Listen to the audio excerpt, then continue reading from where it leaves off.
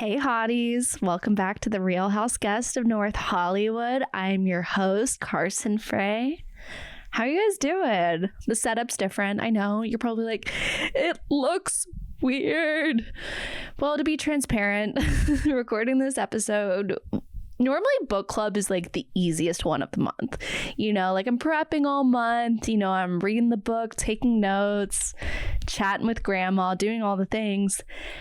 And so when it came today to record, just a lot of different things, but I hope everyone's having a great week. I'm having a good week, you know, it's a lot going on. Bravo Fan Fest is happening. I'm obviously not there. I'm here in North Hollywood, but we're hoping I'll be at BravoCon next year. That's the goal. But today we are talking about Bad Mormon by Heather Gay. Full transparency, I tried to read this book a year or so ago, and like halfway through I wasn't like feeling it, and I don't know if it was the book or maybe just like not that time. And I was reading the book, but then when I picked it up this time, what I do every time for you guys is I read the book and I listen to the audio. And the audio was so good. So if you're going to read it, I definitely recommend the audiobook. If you have Spotify Premium, you get one free audiobook a month. And mine is always a housewife book. But Bad Mormon really is peeling back the layers before and after being a housewife. Well, the first like 2 years after being a housewife. At its core, it's a story of faith, family, and finding freedom. Or that's what's trying to be. Heather kind of starts off by like recounting this like idyllic childhood, but deeply, deeply regimented, devout, strict Mormon family. Growing up, she was taught to embody perfection and obedience, following the strict rules and tradition, and her path was set. Attend BYU, marry a worthy Mormon man, and dedicate her life to God, her family, and the church. So yeah, dedicate her life to family, the church, God, all of that.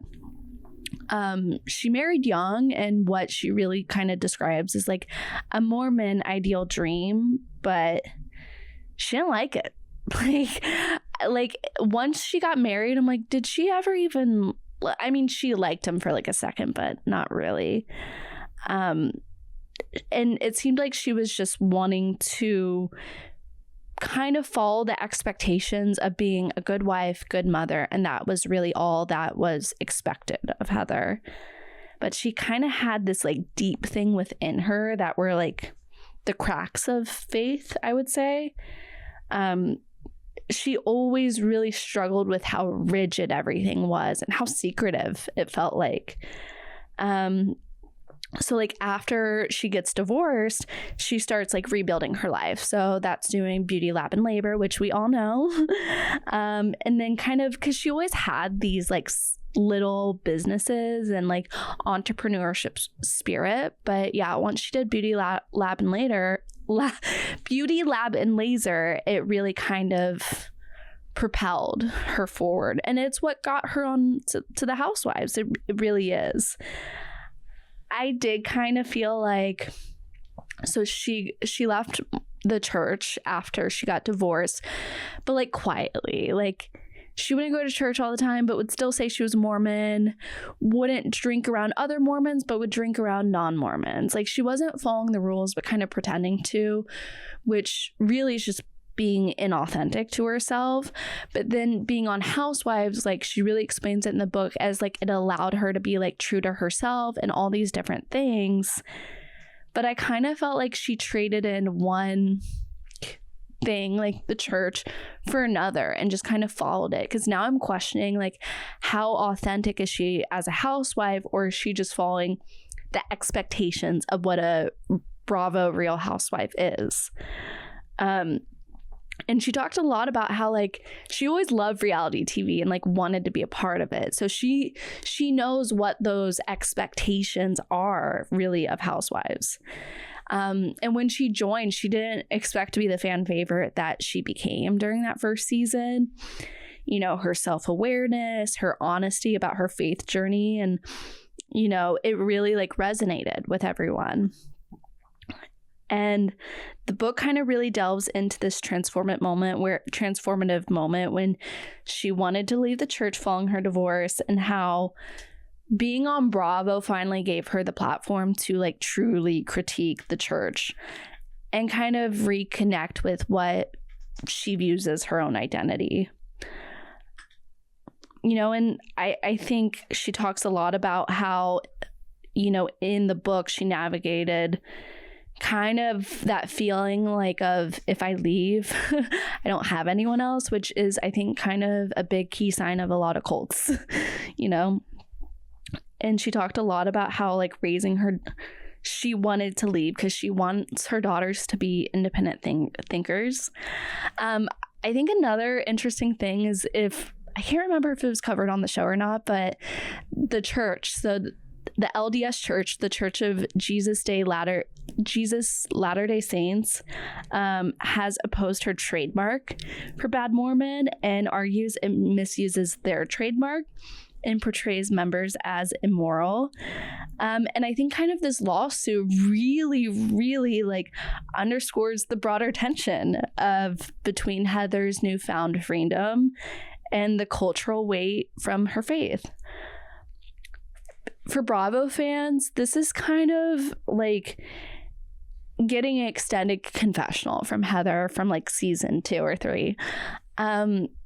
A lot of the things in this book, it made me realize like why I first fell in love with Heather, because I'm sure we all watched this week of Heather lying about her birthday. Like, she's not doing it for me. And I think it's like Heather is most interesting when she's just being her 100% authentic self, which I felt like she is in this book. And it makes me very curious about the next one. I do feel like the ghostwriter didn't completely get Heather, but that's okay. It's okay. It's hard to find a good ghostwriter. Overall, though, it's a story about breaking free, standing tall, and embracing imperfection. So, yeah, it was overall good book, worth your time, fun thing, and we'll definitely cover the next one. But it's now time for my favorite part of the episode, my interview with my grandma. Everyone remember, once again, Grammie has never seen a Bravo show in her life. She's just a reader through and through, reads so many books a week. So she is our resident book expert. So without further ado, let's welcome Grammie. Hi, Grammie. Welcome back to the Real House Guest of North Hollywood. I'm so excited to discuss Bad Mormon with you. Oh, Carson, thanks for having me. I'm looking forward to this. Okay, so what were your overall first impressions like of the book?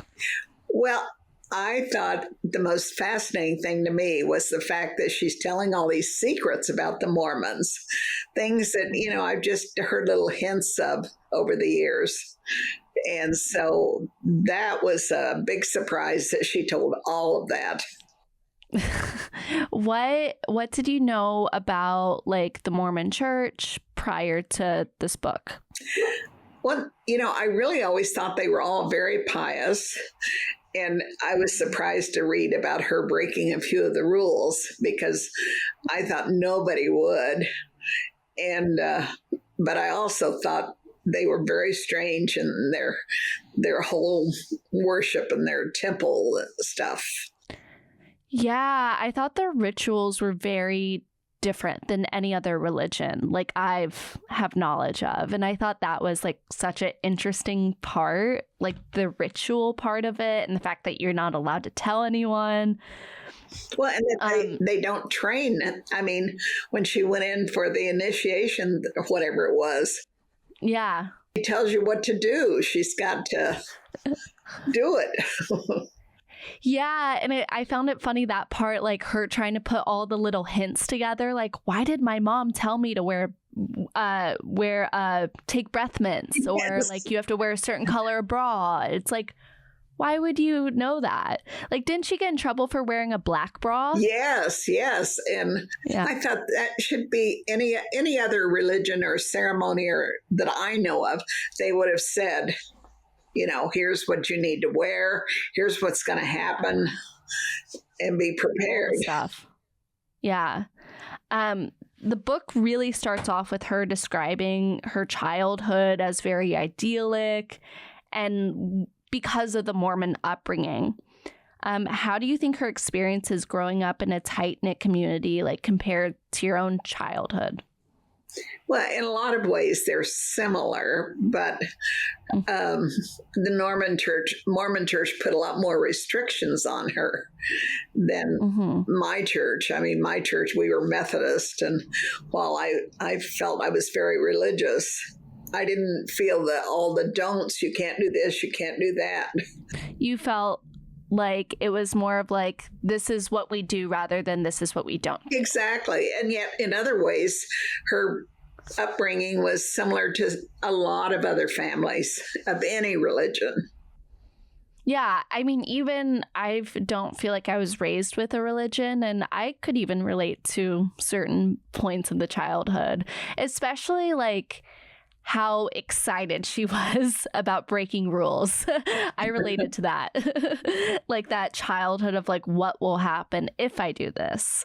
Right. I love the story of her going out the gate and then whoops, because I'm sure a lot of kids have done things like that.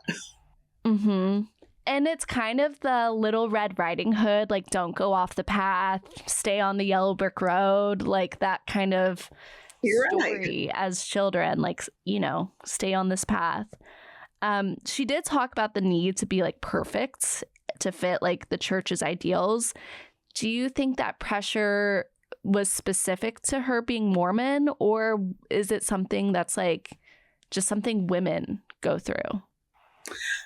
Well, I would imagine both boys and girls in the Mormon church are pushed to be perfect.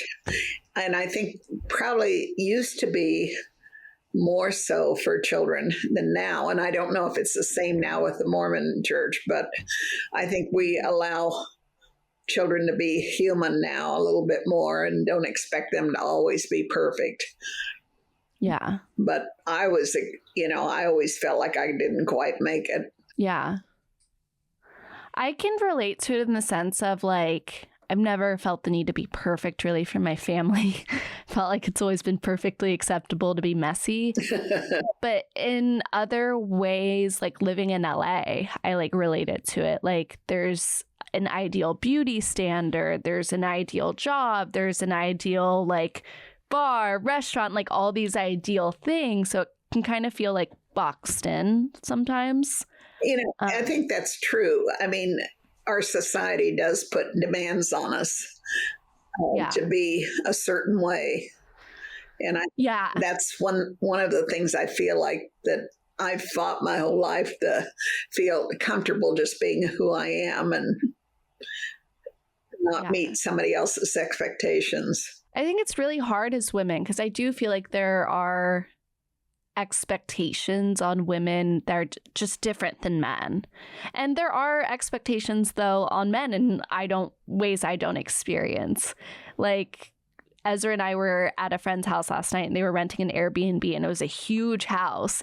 And he kept saying, I could never afford to buy us this house. And I'm like, why is that his thought rather than we can't afford this house? Because I'm like, it's not just you're broke, I'm broke too. That's a good point. Yeah, we do put the expectations on men to be the wage earner and make lots of money and be good, be good looking too. Mm-hmm. In different ways. So Heather talked a lot about her experience of getting married young, raising a family, and being kind of like on that Mormon track. To me, I thought she got married just to have sex. Like I felt like she was like, I just want to have sex. But did you feel a pressure to get married, to have children in your generation? Do you think that was religious or like cultural expectations if you felt that? Oh, I think cultural because definitely I was expected to get married and have kids and do the whole thing. They chose where I'd go to college, or we chose it because there are a lot more men. It was 7-to-1 men ratio to women at Kansas State when I went there. So that's why they my parents encouraged me to get married. And then the whole issue of sex, of course, because then we didn't have the pill. Birth control was not a talked about thing in my household, at least. And so, yeah, if you wanted to have sex, you got married. Was Roe versus Wade, was that a thing when you were in college, or that was later? After you, later. So yeah, you have no like birth control. Not saying abortion's birth control, but you have no choices really, Not really. And it was probably very frowned upon then to ever end up being an accidental single mother. Oh, yes. And it was always the girl's fault. Which I'm sure I wonder with Heather, because she is a single mother now, I wonder what shame is involved, being a Mormon and how many single moms are in the Mormon church. I'd be interested, I thought about that too, just because I know she calls herself a bad Mormon, but I wonder if she ever suffers from that, being shunned and having people treat her badly. Yeah. She talked a lot about putting her dreams aside to focus on being a good wife, being a good mother. Did you ever feel like you were doing that, like when you were raising your children? Yes, not at first. At first, I was so happy to be a mother and I adored my children and so forth. But I reached a point where it's like, what about me? I'm devoting my life to taking care of my family. And I remember that. And I know a lot of other women too who felt that way. It was like, yeah, we're tired of just being seen as Amy's mother and John's wife, and we wanted to be a person. Yeah. It's also like within the women's movement too had that effect on you, right? Oh, that was a biggie. That kind of, they said all the things I've been feeling, but I didn't know how to put voice to them. And so that's in the 70s then, right? Yes. In the 70s, and I jumped on that bandwagon right away. Burned my bra. Never looked back. Never did. I do think that even though women have more choices now, and I still think there is more pressure women face to like be a mother, like that their dreams are secondary. I think there are more relationships where we see people 50-50 doing stuff. But at least in my childhood, I felt like my mom, it was all on her in a lot of ways. And so, and I think it's because she's a mom, Right. I was thinking though, because you obviously weren't Mormon and your religion you grew up in was so different, but you did eventually, you don't go to church now and you don't consider yourself religious now, right? Right. So when you left, like what do you think? Because what got Heather to step away, I think truly was being on the show, getting divorced first, but being on the show. What do you think made you step away? Oh, I think just the women's movement, and then I went to work. Papa found me a job in computers. Well, he brought home a computer, and I taught myself how to use them, and he encouraged me, and I loved it. Once I started working and doing the jobs I loved, it was great. It was difficult at times, and I know it was hard on my children and hard on Papa at times. But I never looked back. It was, and I think that's why I admire Heather so much. She, even though here she was divorced, had that citation for reckless driving or something like that. Oh, yeah. And was having these problems with the church. She just kept moving forward, and she really found a place for herself, the career. I was really interested in the medical spa. I'd never heard of those before. And I thought, wow, that's really great. Yeah, it's really big out here too. Makes sense. I mean, there's a high need. But yeah, I think she always had that entrepreneurship mindset, and she was built probably with a mind that was great for it, and a community that suppressed that part of herself.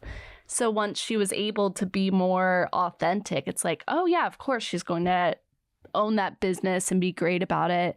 And the DUI thing, when you just mentioned that, I really did like how she described that incident, because sometimes people will say, how can you get DUI in this day and age? Like, that's so stupid, or they think it's something kids do. But here we have a full-grown adult who just didn't have, because Mormons don't drink. So she never saw anyone drink. Right. So she just didn't have any actual like education, because people say don't drink and drive, but then you see people at bars driving home.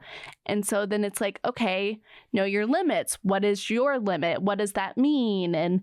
And because she wasn't ordering drinks at the bar because she was still secretly Mormon, she wasn't aware of how much she was drinking, you know?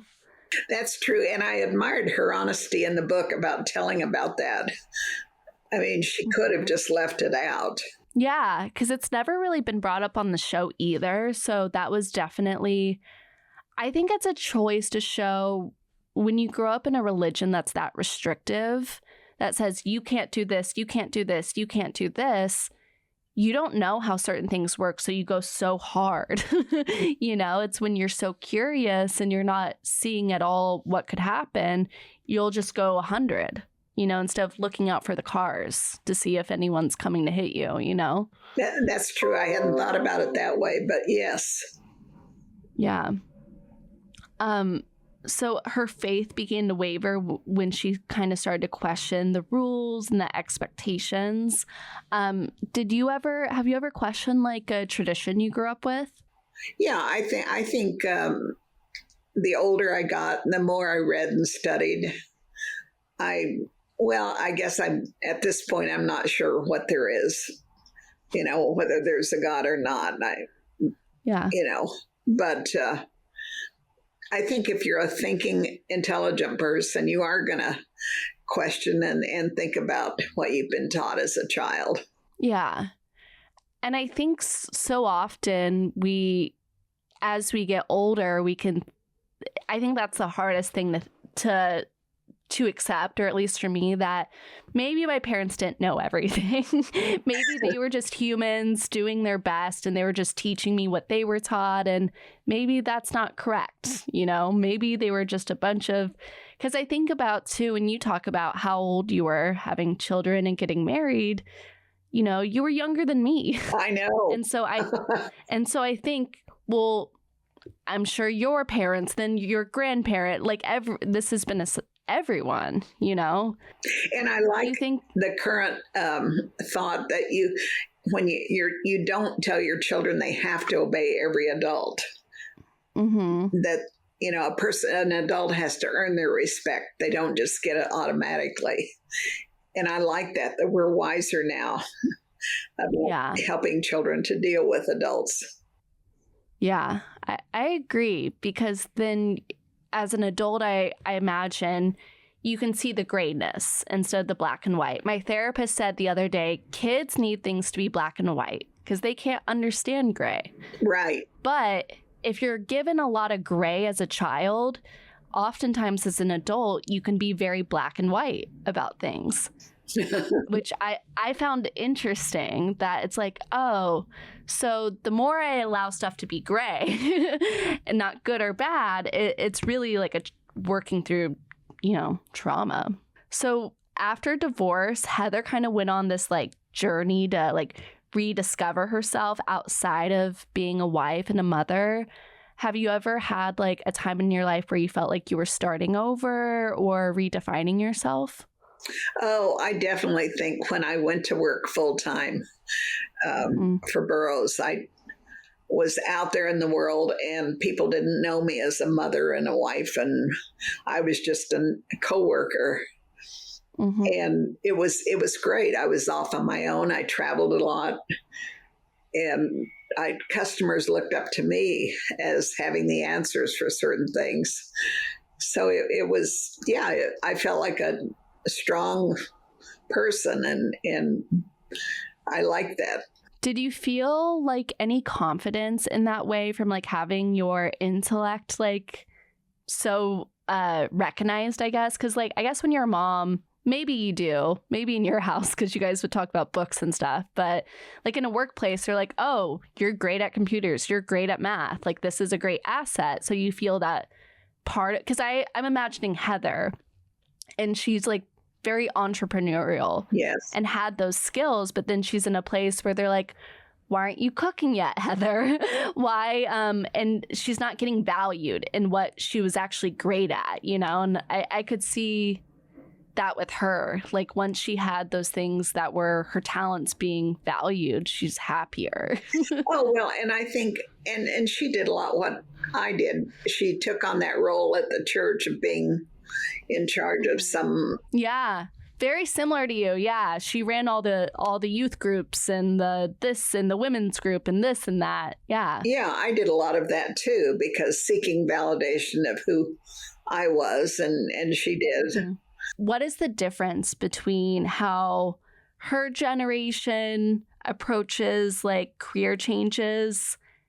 Or do you think it's similar? Do you think it's very similar to what you learned to do as well? Oh, I think that generation and even the current people are much more entrepreneurial than people at my age. You know, we would just try to find another job. Here and there were women who did start companies, but mostly we just tried to find a job working for someone else. And I admire her so much. I've never heard of medical spa before, but apparently it's quite common out that way. She wrote a lot too about being on Housewives and navigating conflict, especially with women with different views. How do you think friendships change as we get older? Oh, I think always friendships depend on where you are in life. If you have children, you often have friends who are also have children. But one thing I've noticed about my friendships through the years is I'm attracted to strong women who have strong opinions. And those are the ones who can, I don't know, challenge me or keep me interested. I like women who have brains and can think. And those are the ones that I've maintained the most long-term and closest relationship to. Mm-hmm. So her also with Heather, I kind of felt like when she got onto the Housewives, I think she got divorced around 2014, 15, I think in the book. So she was divorced for a few years. But I also felt like she left being a Mormon and kind of joined another cult. Because it's kind of, you could argue it, because she went from doing one ritual that has a huge fan base, questionable morals, to another one with huge fan base, questionable morals. But what I also found interesting is both things kind of require a public persona, because I felt like Mormons, they have their I'm in the church thing, and when we're at home, at least Heather did, felt like she had her secret self, you know, her authentic self. That's true. Inside.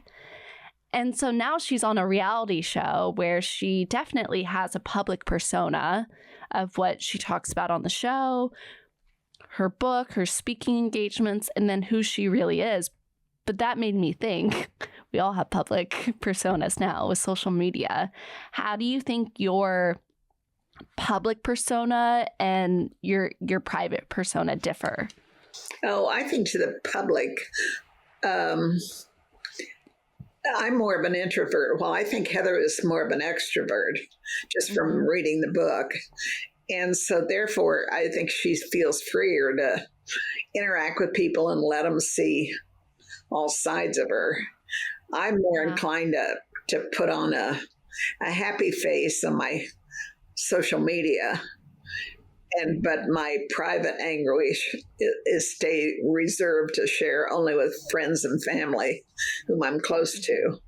but I do think social media has caused people to be much more open about what's going on in their lives. You might not know things that might not get delivered to you over a phone call. At the end of the book, she kind of talked about finding peace with her past and moving forward with like a new sense of self. How do you approach forgiveness and letting go of the past? Is this something you've learned over time? Is this something you don't feel like you're good at? Like, what do you think? Wow, forgiveness is hard. But I do think the older I am, the more inclined I am to say it's not worth my time or effort to worry about certain things, about people that have hurt me or so forth. I think forgiveness is easier as you get older, or it should be. Although I do know people who are estranged from their families and have stayed that way. Yeah. So maybe it's always hard. I do think, though, like she almost learns how to like forgive herself for not like being authentic, which is funny because right now Salt Lake City's airing Grammie, and in the last episode Heather told everyone she lies about her birthday, that no one knows her real birthday because she just lies to them all, and people are like, why would you lie about that? Right, that doesn't make sense to me. That doesn't sound the same as this woman who in this book, tells everything and seems comfortable with. So she didn't mean it as a joke, did she? Or something. Yeah. And if it's a weird joke. Yeah. I do think a lot of her story is about it being never too late to like be yourself, change your life, make a big change. What advice would you give to me on like how to be bold? I would say follow her example. Don't pass up opportunities when they come your way, and don't sit back and just wait for life to find you. And don't sit and feel like a victim. I mean, if something bad happens, okay, you go on. I mean, a lot of people have had bad things happen, and you keep going and not give in to it. And move forward. Yeah, I think she's a good example of she could have tried to stay in that marriage and been miserable the rest of her life. And I'm so glad she didn't. I think that was hard. Especially him being such Mormon royalty, it felt like. It wasn't just the fact that they were Mormon and they had made this commitment, but it's giving up your whole community, essentially. Exactly, because, there were people, I'm sure, who, after she got divorced, wouldn't have anything to do with her. Yeah. Overall, Grammie, though, do you have any, like, final thoughts or ideas or anything, or do you want to give it a martini rating? Well, I'm glad we read this book, and I want to read her next one because I'm curious about the effect of her posting all this about the Mormon Church. Mm-hmm. What's that done with relationships for her, and how that makes her feel? Well, and she's being sued. She's being sued by the church as well. Oh, gee. All that. Well, I've got to say I admire her, and I'm glad we read this. And so I'm going to give it 3 olives. What are you going to do? Ooh.